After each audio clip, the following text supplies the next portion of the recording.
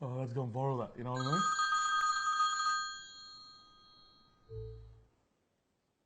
Yeah, what do you want? I'll be home when I'm ready. Did you make food or not?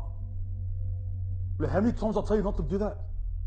You know what? You're useless. You mean nothing to me. You're a shame, not just to me, to the whole family. Do you understand? I'll come home when I'm ready. Do you understand? Yalla, bye. What's that, Steve? She frustrates me, man. I can't take it anymore. I've been having dramas for the last couple of years. It's only getting worse. I'm over it. That's appalling. I can't believe you speak to your wife like that. She doesn't get it. Yeah, she may make mistakes, but that doesn't justify the way you're talking to her. Our Prophet has ordered us, Steve. You know this. He's ordered us to be kind and gentle towards our women.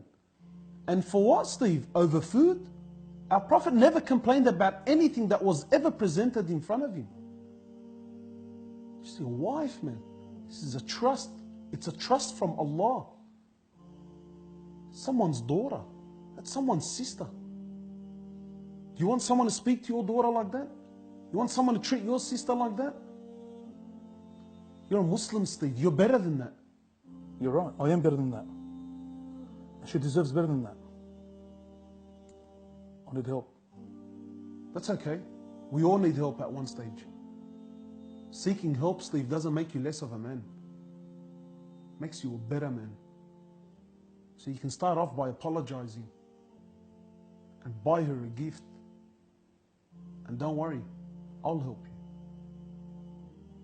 I'm gonna change.